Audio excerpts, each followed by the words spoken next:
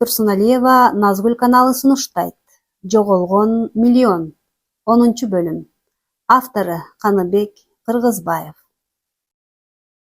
Алишер акыры бир чечимге келип, баарын ачык айкын айтып бермек болду. Жашырганда не? Жоголор миллион жоголгон. Эми аны кайтара албайт. Кайтаруучу Абыш ач көзүнөн атылып өлдү. Өзүнө да буйрубады. Арамдан табылган акча атасы Мусага да буйрубаган. Аны уурдап чыккан Алишерге да буйруган эмес. Эми жашырганда не пайда?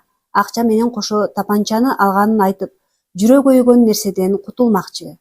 Эгер ошол тапанчанын табылышы кимдир бирөөнүн тагдырын өзгөртөр болсо, анда жан дилим менен мен да ошону каалар элем, деген Алишер бул күндөрү өз менен сүйлөшүп калды. Алишер Кайрат менен жолугушууну каалап, күзөтчүгө бир нече жолу кабарлады. Бирок Кайрат да, тергөө жүргүзүп жаткан Шамил Жайнаков да келбеди. Жалгыз өзү камерада жата берип тажагандыктан, Акбардын ордунда мен болуп калсам гана деп кейип коет. Чынында Акбардын өлүмүнө ачык болбосо да ичинен кайгырган эле. Мен ээрчитип барбасам, Акбар өлбөйт эле деп кейип жүрдү. Арадан бир топ убакыт өтүп кетти. Кайратты Алишердин кылмыш иши кызыктырбай эле. Тапанчанын табылышы, прокурор Кыязов Төрөбектин табышмактуу өлүмү жана ошол кылмышка күбө өткөн жарандар кызыктырып жаткан. Тергөөчү Шамил Жайнаков милиция бөлүмүнүн жетекчиси Кутман Самарбековдун буйругу менен Алишер Мусаевдин ишин тезинен сотко ашыруу үчүн иш кагаздарды жыйынтыктап жатты. Кайрат прокурор Кыязовдун өлүмүнө тиешеси бар бардык адамдар жөнүндө маалыматтарды чогултуп, ага далил катары Эртай Касымовдон алган газетаны тиркеп, жана табылган тапанчанын экспертизадан чыккан корутундуларын кошо тиркеди. Эми бир гана жогорку жетекчиликтен ушул ишти кайра козгоо үчүн соттон уруксат алып эле калды. Кайрат милиция бөлүмүнө келгенде кол алдында иштеген старшина Кубатов тосуп алды. Жолдош агай лейтенант, 3 күндөн бери камактагы кылмышка шектүү Мусаев Алишер сиз менен жолугушууну суранып, тынчыбызды алып жатат. Неге? Суракты тергөөчү Шамил жүргүзөт да. Билбейм, жолдош агай лейтенант, мен айттым. Бирок сиз менен гана жолугушам, айтчу маанилүү кабарым бар дейт. Кызык, макул. Эмне жаңылыгы бар экен угайынчы? Алып келгиле анда, деп өз иш бөлмөсүнө кирип кетти. Көп өтпөй Алишерди алып келишти. Алишердин көздөрү чукурайып, арыктап, чүнчүп кеткени билинди. Жалгыз караңгы камерада отура бергендиктен көздөрү жарыктан уялып жаткандай жүлжүйтү карайт. Келиңиз, Алишер, акыбалыңыз кандай? Тамакты жакшы эле берип жатышабы? Деди, чын пейили менен боорага чыгандай. Эмнесин сурайсың? Эркиндикте суу ичсем дагы көңүлүм ачык жүрмөкмүн, деди. Ал айтканыңыз туура, бирок бул кылмышка биз түткөн жокпуз да. Өзүм күнөөлүүмүн. Мага тынч тагдыр буйрубай койду. Кейибеңиз, сиздин жашооңуз да оңолуп кетер, деп Кайрат Алишердин көөнүн көтөрүп койду. Келиңиз, эми ишке өтөлү. Мени көрүүнү каалаган экенсиз. Эмне максатта жолугушууну көздөдүңүз? Сиздин ишти тергөөчү Шамил Жайнаков карайт да. Ооба, билем. Бирок аны тапанча кызыктырган жок менимче. Ал киши тез эле ишти жаап, сотко өткөрүүнү көздөп турат. Ал башын эмнеге тапанчанын тарыхын издеп ортмак эле. Кылмыш бар, кылмышкерлер кармалган, ок атуучу курал далили менен колунда, ага дагы эмне керек? Так, улантыңыз. А эмнеге минтип жыйынтык чыгардыңыз? Бир нече жолу сурак жүргүздү. Бир эле окуяны кайра-кайра сурап жатат. Аны мен кармалганда да айткам, кийин да айттым. Кайра-кайра сурай берсе, эмне болгон окуя өзгөрүлүп кетмек беле? Абышты атканым чын, аны танган жокмун. Эгер аны мен атпасам, ал мени атмак. Куралын октогуча мен атууга үлгүрүп калдым. Туура, деди Кайрат Алишерди кубаттап. Алишер андан ары сөзүн алды. Эми сөз башынан болсун. Мен сизге айткандай Муса Айдаров өз атам. Бизди, апам экөөбүздү мен 3 жашымда үйүнөн кууп чыккан. Биз барар жерибиз жок, ар кайсыл жерде тентиреп жүрдүк. Бир аз мукактанган Алишер шилекейин жутуп алып, оозу кургагандай суу сурады. Кайрат кичипейилдикке ар жакта турган суудан стаканга куюп бере койду. Суудан кере-кере жутуп алган Алишер стаканды Кайратка берди да сөзүн минтип улады. Ошентип мени эч нерседен өксү кылбай, тапканын мага берип чоңойтту. Бирок апам жаш эле ошол кыйынчылыктарды көтөрө албай каза болуп калды. Атаң ошол деп айтып жүрчү. Ошол кезде атам Муса чоң иште иштечү экен. Бирок мени асырап алар деген ойдо алдына бардым. Эмнеси болсо да тунуулумун деп ойлогом. Атам Мусанын үйүнө барганымда андай үй көрбөгөн жаным музейге киргендей болдум. Ушунчалык кооз, ичиндеги байлыгы бир кылым жашаса да түгөнбөс эле. Бирок мен күткөндөй болгон жок. Мени 2 күн гана батырды. Өзүмүн 4 балам бар деп кууп чыкты. Көрөр көз катынынын тили менен мени батырбады. Ошончо чоң үйдөн мага бир бурч табылбады. Мен дагы көчөдө калдым. Атам Мусаныкында 2 күн болсом да, бир бөлмөсү толтура баалуу буюмдарды, кымбат нерселерди көргөм. Көчөдө калганымда өч алгым келип, ошолор тууралуу көчө балдарына айтсам, алар байлыкты уурдамак болушту. Бирок мени алар ой боюма койбой, сен да барасың, көрсөтөсүң деп кошуп алышты. Ошентип атамдын үйүнө уурулукка кирип, акча жана алтын буюмдарын уурдап чыктык. Биз анда жаштык менен келесоо болуп, эртеси эле алтындарды сатабыз деп базарда жүргөнүбүздө эле кармалдык. Ошондо атам Муса мейли, жаштык кылды деп аяп кечирип койбостон, мени жана тиги 16-17деги балдарды каматып жиберди. Мен кекенип калдым. Эгер чыксам ошол байлыгымдын баарын уурдап алып качып кетем деп ойлочу болдум. Бирок жылыма жыл кошулуп, түрмө нанын көпкө жеп калдым. Ошондо да ичимдеги кегим таркабады. Акыры Кудайдын буйругу менен жаза мөөнөтү аяктап абактан чыктым. Жашоо кыйындап баратты. Ачка калган күндөрүм болду. Камалган экенсиң деп жумушка да албайт, же кууп жиберишет. Ошондой өмүр тартуулаган атам Мусага мурдагыдан да кегим артып, бышып жетилип, бир күнү ишеничтүү адамдар менен уурулукка кирдим. Уурдап чыгып келатканда күтүлбөгөн жерден аялы мени көрүп калып таанып калды. Ошентип кайра колго түштүм. Тапанча жөнүндө айтсаңыз, деп Кайрат Алишерге тапанча жөнүндө эстетип койду. Мына, айтып келатам. Ошондо так эле ошол тапанчаны мен атамдын сейфинен алгам. Анан ал тапанча суракта суралбадыбы? Анан сиздин колуңузда кандайча калып кетти? Ошону айтам да. Тапанча жөнүндө тергөөчү да, атам Муса да эч бири тапанча жөнүндө ооз ачкан жок. Мен ошондо тапанчасы бар экенин унутуп калганбы деп койгом. Көрсө, чуулгандуу тапанчанын жоголгону аларга да кайра жакшы болгон дейм. Кайда бекитип койдуңуз эле? Тайкем Турсунбектин үйүнө бекиткем. Акчаны болсо бейиши болгор апамдын бейитине каткам. Бирок акча 1 миллион сом дайынсыз жоголуп кеткен. Кантип? Абыш мени акмалап, мени аңдып көмүлгөн акчаны таап алып, бекитип алган экен. Акчаны биз таптырбай кеткен сагын дегенден көрүп жүрүптүрбүз. Түрмө жазасын өтөп чыкканда Абыш ушунчалык байып кеткенин угуп, акчаны ошол алган экен деп дароо түшүндүм. Барып айтсам, мойнуна албай жолоткон жок. Биз урушуп кеттик, анан бизди кууп чыкты. Анан башка олуттуу чара колдонуш керек экендигин билдим. Ошондо каткан тапанча эсиме түштү да колдонууга убактысы келди го дедим. Тайкем Турсунбектин үйүнө бекиткен тапанча ордунда экен. Алып алганым жакшы болгон экен, кереги тийди. Мен менен Абыш экөөбүздүн ортобузда талаш маселени чечип берем деген акбарды Абыш атып салды. Калганын билесиңер. Демек, тапанча октору менен Муса Айдаровдун сейфинен чыккан экен да, деп ушундай болуп чыкканына Кайрат таң калып турду. Жолдош начальник, мен атам Мусаны коргогон жокмун. Коргоюн деген ниетим да жок. Эгер ал болбогондо кайра түрмө босогосун аттабайт элем. Тапанчанын тарыхын укканда атасына байланыштырып прокурордун өлүмүнө мени да күнөөлүү кылышпаса экен деген ойдо таап алган деп жалган айттым. Эгер менин маалыматым кандайдыр бир маселеңерди чечкенге жардам берсе кубанычтуумун, деди Алишер сөзүн бүтүп. Алишерди күзөтчүнү чакырып кошуп берди да тергөөчү Шамилге бул жаңылыкты айтуу үчүн жөнөдү. Шамил баш көтөрбөй Алишердин иши менен алек болуп жаткан экен. Кайрат уруксат сурап кирип барды эле азыр эле Алишерден уккан жаңылыктарды кыскача айтып берди. Бирок кунт коюп укканы менен тапанча Муса Айдаровдун сейфинен чыкканын укканда анча деле кубанган түр көрсөткөн жок. Жолдош майор, ошентип тапанча кимден чыкканы, кимдин сейфинен алынганы маалым болду. Эми кандай чара колдонобуз? Мен баардык далилдөөчү документтерди таап чогултуп койдум. Буга кошумча Алишердин тапанчасын кайсыл жактан алганы тууралуу маалыматын да кошомун. Алишер тапанча тууралуу күбө көтөт деп ишенем. Макул. Сен бардык далил материалдарды чогултуп даяр болгондо эмне кыларыбызды чогуу ойлонолу. Азыр полковник Самарбековдун буйругун аткарып, кылмышка шектүүлөрдү сот жобуна тартууга жөнөтүү биринчи маселе болуп жатат. Макул, сиздин ишиңизге жолтоо болбоюн. Мен аракеттене берейин, деп Кайрат чыгып кетти. Бир жумадан соң даяр материалдарды тиркеп, кайрадан тергөөчүгө келди да: "Жолдош майор, мына прокурор Кыязовдун өлүмүнө кимдердин катышы бар экенин далилдөөчү материалдар бул папкада. Сиз жетекчиден ошол кылмыш ишин кайрадан козгоо үчүн уруксат алыңыз.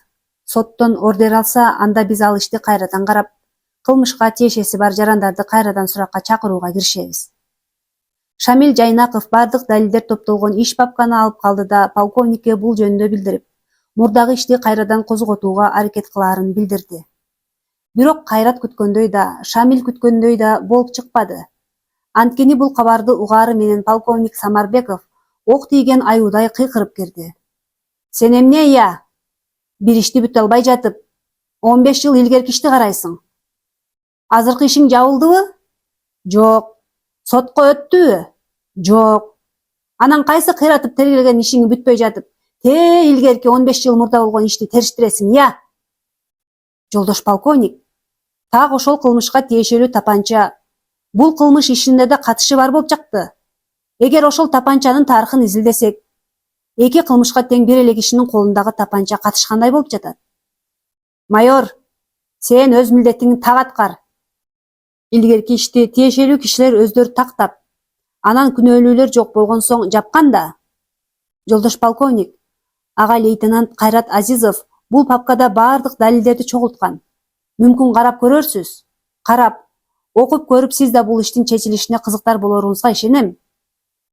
Ошо, ага лейтенант Кайрат Азизовго айтып кой, паровоздун алдынан чуркабай тизгинин тарта жүрсүн." Ал бууттанган полковник Шамилди урушуп жетер жерине чейин тилдесе да, Кайрат даярдаган иш папкаларды алып калды. Бирок эч кандай убада берген жок. Шамил башына таяк тийген иттей шылкыйып полковниктин кеңсесине чыкты да: "Энеңди, жетекчи болгон. Сага даяр тамак барбы? Ап этип жутуп кое турган. Кылмышты изилдебесең, каяктан акыйкатка жетмек элең?" деп полковниктин дарегине сүйлөнүп, шатырата сөгүп коридор менен баратты. Бул кабарды Шамил Кайратка айтып берди эле өзүн коерго жер таба албай тынчы кетип, полковникке нааразы болду. "Жолдош майор, эмне кылсам? Полковникке өзүм кирип, ошол иштин жагдайын түшүндүрсөмбү?" "Жок, сен азыр кирбе, ачуусу таркасын. Мүмкүн ошондо кирерсиң. Бирок, менимче бул аракетибизден эч нерсе чыкпайт го деп ойлоп жатам. Эгер биздин жетекчи мындай ачылбаган ишке кызыктар болсо, жок дегенде угуп коймок. Ал укмак турсун, эмне жөнүндө экенине да кызыккан жок. Менимче, бул киши адашып башка кесип тандап алгандай. Бул жетекчибиз келгенден бери кадрлар туура эмес тандалып, каалаган орунга коюлуп, чыгаан, накта профессионал кызматкерлерибиз башка орунга которулуп, же жумуштан кетти. Азыр биз да тилибизди тишибизге катып отурган учурубуз. Эски иштер ачылбай калып кетти. Эгер ал жөнүндө айтчу болсоң, же кууп чыгат, же жумуштан четтетет. Бул киши менен иштөө кыйынчылыкка түртүп баратат. Тамыры күчтүү жетекчибиз эч ким менен эсептешпей калган учур. Иштейсиңби? Анын айтканын кыл. Анын айтканы менен болбойсуңбу? Анда арызыңы жаз. Мына азыр биздин акыбалыбыз. Жолдош майор, бул иш унутта калбаш керек. Жогорку жакка арыз жазып болсо да кайрылып, ишти кайрадан кароо керек экенин талап кылышыбыз керек. Күчүбүз жетер бекен? Бийлик бир эле Самарбековдун колунда эместир. Ушул учурда Кутман Самарбеков Шамил тапшырган ишти окуп жаткан. Аны Кыязовдун өлүмү эмес, кимдер бар экени, кимдердин аттары иш кагазда аталып өткөндөрү кызыктырып жатты. Жакын мамиледе болбосо да райондун жетекчи кызматкерлеринин бири Муса Айдаровдун аты жүргөнүнө таң калды. Калган 4 жаран жөнүндө маалыматы жок экен. Телефондун баскычтарын басып, "Алло" деп катчы кызды чакырды. Могу кишинин телефонун тез таап кел", деп куш тилинде кагазды кирип келген катчы кызга сунду. "Жарайт", деп катчы кыз чыгып кетти. Самарбеков кабагын чытыган боюнча иш кагаздардын барактарын бирден өткөрүп жатты. Ал көздөрү баракта болгону менен ою Муса Айдаров деле. Атайын жолугушууга шылтоо табылбай жатканда бул иш аркылуу жакындашат экенмин деп ойлоп койду. Катчы кыз Муса Айдаровдун телефон номерин таап келип, спа гана ийилип чыгып кетти. Эмнеден баштасам экен дегендей бир аз ойлоно түштү да, азыр түз эле айтканга болбойт. Бир жерге чакырайын. Анан эмне деген сөз чыгат, көрө жатаармын деп телефондун туткасын көтөрүп, баскычтарынан номерди тере баштады. Алло, угуп жатам, деди аркы башынан телефонго бирөө жооп берип. Ассалому алейкум, Муса Айдарович. Сиздин тынчыңызды алган райондук милиция бөлүмүнүн жетекчиси Кутман Самарбеков. Муса Самарбековду көрүп жүрсө да, экөөнү байланыштырган же кез келтирүүчү иш боло элек. Алейкум ассалам, деп жооп берди Муса. Милициянын жетекчисине эмнеге керек болуп калдым экен деп ойлой кетти. Аксакал, сизге бир сөздөрүм бар эле. Жолугушсак болор бекен? Албетте болот. Кабылдамага келиңиз. Жок, Муса Айдарович, башка жерде жолугушсак дейм. Так, анда кечки саат 5-терде эс алуучу бактын жанында чайканадан жолугалы. Жарайт, макул. Муса телефондун трубкасын коюп жатып. Келгенине 1 жыл болбой жатып, райондун кооз жеринен жергерик болуп калган экен да, деп сүйлөнө кетти. Чынында эле атка минер жетекчилер Мусага көп кайрылып, жакшы жерден жер алып бер дешчү. Азыр да милициянын жетекчиси ошондой ой менен жолугушууну суранып жатат го деп ойлоду. Кечки тамакты чайканадан ичкиси келип, ошол жака Самарбековду чакырган. Жумуш күнү аяктап, Муса өз айткан жерге барганда, алда качан эле келип күтүп турган полковник Мусанын машинасына басып келди. Кол алып учурашып алган соң Мусага машинаңызда сүйлөшсөк болобу дегенде, Муса жактырбай, бул эмне? Битирленет. Я, чай алып бергиси келбей турабы? Деп ойлонуп алды да кайра машинасына отурду. Самарбеков да машинага отурганда, кана, эмне жумушуң бар эле дегендей Муса полковникти тиктеди. Аксакал, кечиресиз, сизди чакырып тынчыңызды алганым үчүн. Эч нерсе эмес. Машинада эмес, кенен тиги жакта эле отурсак жакшы болор эле, деп дагы эле чайдан үмүт кылып турду. Жок, башкалар жолтоо болбосун дедим. Кана, эмне сөзүңүз бар эле? Муса Айдарович, кандайдыр бир иш ачылып, анда сиздин аты жөнүңүз жазылып жүрөт. Кандай жагдайда аралашып калганыңызды билбейм. Бирок бул кишилер менен сиз чогуу бир чуулгандуу ишке катышып калгандайсыз. Самарбеков төшөнтөгүнөн кагаз алып чыкты да ачып туруп Мусага сунду. Самарбековду биртиктеп алган Муса колундагы кагазга үңүлө карап, өңү кубарып кетти. Аны байкап калды да Мусанын колунан кагазды алып бүктөп чөнтөгүнө салып алды. Муса сүйлөбөй эле Самарбековду тиктеп калды. Кана, бул адамдар жөнүндө эмне айта аласыз? Эч нерсе. Убагында биз жалаа менен кармалып, кийин кое берилгенбиз.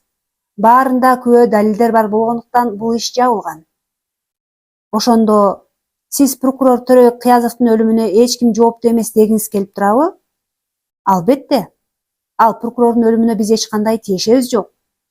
Аны өч алуу максатында бирөөлөр өздүк куралы менен атып, ошол бойдон табылган жок. Муса Айдарович, эгер ошол курал табылган болсо, анда күнөөкөрлөр жазаланыш керекпи? Жолдош полковник, деп Муса баягыдан бир аз жумшарып, Кутман Самарбековдун сөздөрүнө жооп таба албай кыйытып ар нерсени айтууга өттү. Жолдош полковник, эми жок нерсе жок да, аны издеп да табыша алган эмес. Күнөө тагыш оңой, аны далилдөө керек. Анын үстүнө 15 жыл өтүп кеткен ишти ким чукуп, ким карамак эле? Муса Айдарович, менин каякта иштээримди унуткан окшойсуз. Ошол тапанчанын сыры баарына маалым болуп кетсе, эмне кыласыз? Анда 15 жыл илгерки иш да козголуп кетишинен чочулабайсызбы? Сиз эмне дегиңиз келип турат? Так эле ошол тапанча сиздин сейфиңизден чыгып отурат. Буга эмне дейсиз?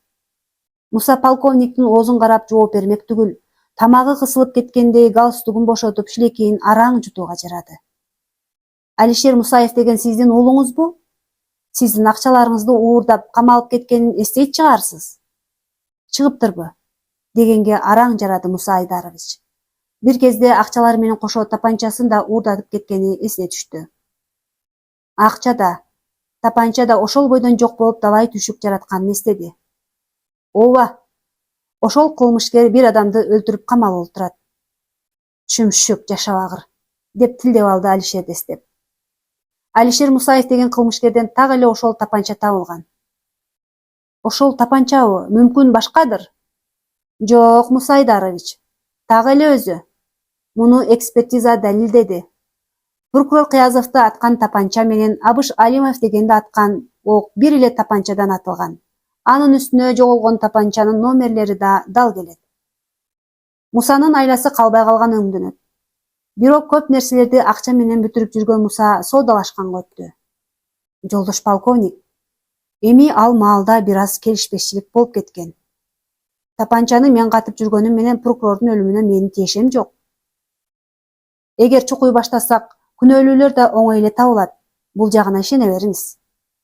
Жолдош полковник, андан бери далай суулар акты. Ким бар, ким жок дегендей. Ушул ишти жаап эле койсок кантет? Анын үстүнө ошол күнөөлүүлөрдү каяктан тапмак элек? Тынч жаткан Кыязовду да козгобой тим эле койбойлубу? Эми ошентсек деле болот. Бирок бизде ушул ишти козголушун каалап, ишти колуна алчу адамдар бар. Өз бааңызды айтыңыз, ошолордун оозун жаабуу үчүн канча акча керек? Деп кууланып полковникти арбай баштады. Эгер менин жаман оюм болсо, биринчи сизге келмек эмесмин, Муса Айдарович. Бирок кылмыш деген кылмыш, бир күн болбосо бир күн чындык кашкая ачык көрүнүп, күнөөлүүлөр табылып калышы да мүмкүн. Полковник Самарбеков чөнтөгүнөн калем кагаз алып чыкты да 1 миллион деп жазды. Анан Кайрат менен Шамилди эстеди да 200 000 деп кошуп койду. Муса бул цифраларды окур менен эле түшүндү да жарайт, келиштик деп койду. Анда мен барайын, Муса Айдарович, жакшы калыңыз, деп Самарбеков машинадан түшүп кетти. Бул жаңылык аябай кымбатка түшкөнүнөн иштен бир сөгүнүп алды да машинасын айдап үйүн көздөй жөнөдү. Кайрат Шамилге бир-эки жолу келип, эч жаңылык жок экенин билип, маанайы чөгүп, өз иштери менен алек болуп жүрө берди. Полковниктин ошол иш боюнча өз аракет кылбасын билип, иш папканы кайтарып алууну көздөп, ал ишти башка жакка тапшырууну ойлоп жатты. Бул арада Алишердин иши сотко өтүп, аны менен алектенген Шамил менен сүйлөшүүгө эч мүмкүнчүлүк болбоду. Сот процесси 2 айга созулуп, акыры Алишер менен Камилжанга өкүм чыкты. Натыйжада Алишерге 14 жыл, Камилжан бул ишке жардам берүүчү катары таанылып, 5 жылга эркинен ажыратылды. Мамлекет тарабынан берилген адвокаттар коргоп, ишин жеңилдете алган жок. Бардык иш жабылган соң Кайрат кайрадан тергөөчү Шамил Жайнаковго келип, прокурор Төрөбек Кыязовдун ишин жандандыруу керек деп айтты эле. Кайрат, биз кичинекей адамдар экенбиз. Биздин колдон эч нерсе келбей калды. Ошол ишке тийиштүү адамдар акыл экен. Биздей чабактарды оңой эле жутуп койчудай. Бул жөнүндө унутушубуз керек. Эмне деп жатасыз, жолдош майор? Кайрат жогорку жактан ошондой буйрук келди. Моуну ал да унутуп, өз ишиң менен алек бол деп, столдун тартмайынан бир пачка акча алып чыгып, столго таштап койду. Бул эмне? Бул 100 000. Оозубузду ачпашыбыз үчүн сыйакы. Эмне, сиз ошого көндүңүзбү? Башка арга жок? Эч нерсеси жок калып кеткиче аз болсо да бул мээнетибиз. Жолдош майор, бул мээнет эмес, бул пара. Сиз Кыязовду өлтүргөндөрдү ашкере кылуунун ордуна пара алып жашырып жатасыз. Кыязов кайтып келбейт. Ал жер астында. Ал эми анын канына забын болгондор сайрандап жүрө берсинби? Кайрат, Кыязов сенин кимиң, айтчы. Жада калса аны көргөн да эмессиң. Кежирленбей могу акчаны алгын да өз тиричилигиңди кыл, деп тергөөчү ачууланып кетти. Албаймын. Мен сизге окшоп саткын эмесмин. Мен бул ишти жогору жака барсам акырына чыгарам, деп тез басып эшикке чыгып кетти. Шамил колуна акчаны кармаган боюнча, Кайраттын артынан тиктеген боюнча калды да, туфу, энең дурайын, өзү болуң өзүңө, деп акчаны кайра столдун тартмайына салып койду. Кайрат полковниктин кабылдамасына келип такыр кире албай койду. Катчы кыздан кирүүгө уруксат берүүсүн суратты эле, бош эмесмин деп кабыл албай койду. Күндөр өтүп жатты. Кайратка эч кандай тапшырма да берилбеди. Кандайдыр бир иштер болсо, кол алдындагы Кубатовго эле буйрук берилип, ошол аткарып жатты. Кайратты жумуштан четтетип койгондой. Самарбековдун аны менен такыр иши болбой калды. Ушул күндөрдүн биринде Кайраттын машинасын Коопсуздук комитетинин балдары токтотту да Кайратты машинадан чыгарып кыймылдаба деп буйруп, өздөрү машинаны тинте баштады. Ары бери тинтип жатып, скотч менен оролгон ак порошокту таап алып, сиз наркотикалык баңгизатты мыйзамсыз жүргүзүп жаткандыгыңыз үчүн кармаласыз. Кайраттын колуна кишен салып, өзүнүн машинасына салып кетишти да Кайраттын машинасын айыптөлөөчү короого киргизип коюшту. Бирок сураксыз эле 3 күн өттү. Кайра мени эмнеге кармадыңар? Наркотикалык баңгизатты мыйзамсыз кармаганымды далилдегиле. Мен эч кандай наркотикалык зат менен алектенбейм. Бул жала. Машинага атайын таштап ушул ишти уюштургансыңар. Бул иш полковник Самарбековдун колунан келет деп айтып, тергөөчүлөрдү чакырса да, бири да бут басып келбеди. 3 күндөн соң Коопсуздук комитетинин тергөөчүсү келип Кайратка түз эле: "Ага лейтенант, сиз чоң бир жетекчинин куйругун басыптырсыз. Сизди оңой менен эле кое бербейт. Ошондуктан өзүңүздү аяп, ал иштен баш тартып, жумуштан өз эркиңиз менен арыз жазып, бошоп кетпесеңиз, сизди жаман иштер күтүп турат. Сизге достук кеңешим: кыйыктанбай арызыңызды жазыңыз. Ошондо сизге эч кандай кылмыш иши козголбойт." "Эмне? Мен ушундай жол менен сындыргыңар келеби?" деп Кайрат тергөөчүгө ачууланды. "Жаш экенсиз. Бөөдө өз тагдырыңызды сындырбаңыз. Ушундай буйрук берилген. Сизге наркозатты мойнуңузга илип, өзүңүздү бүт республика боюнча жарыя кылып, шерменде кылып, кылмыш ишин козгоону каалайсызбы? Өзүңүз билесиз, наркозат үчүн кандай жаза берилерин. Мен айтып бүттүм. Эгер ошого көнсөңүз, мени чакырып коюңуз", деп Коопсуздук комитетинин тергөөчүсү камерадан чыгып кетти. Кайратты ой басып калды. Ушунча ак иштеп, анан шермендечилик менен иштен жөн айда албастан камалып кетүү Кайрат үчүн бул акыйкатсыздыктын акыркы чеги болчу. Эгер камалып кетсе, ата-энеси элдин бетин карай албай, күйүүтүнөн өлмөк. Келинчеги Алина, уулу Жакшылык анда кандай күн көрөт? 2 күн ойлонуп, ата-энесин, келинчеги менен уулун кыя албай, тергөөчүнүн сунушуна макул болду. Аны чакырып жумуштан өз каалоосу менен бошотушканы тууралуу арызын берип, камактан чыкты. Кечээ эле досторчо мамиле кылган кесиптештери жүзүн үйрүп, чындап эле наркозат менен алектенген адам катары көрүшүп сүйлөшүүдөн качышты. Ошо күндөн 1 ай өткөндө кандайдыр бир зөөкүрлөр түнү кол салып Кайратты токмоктоп кетишти. Ата-энеси Кайраттын үстүнө үйрүлүп түшүп, зөөкүрлөрдү каргап жатышты. Ооруканага келген милиция кызматкерлери Кайратты кимдер урганын териштирип, арызын алып кетти. Бирок эч кандай жыйынтык жок. Ошо бойдон изилденбей, токмоктогон зөөкүрлөр табылбай калып кетти.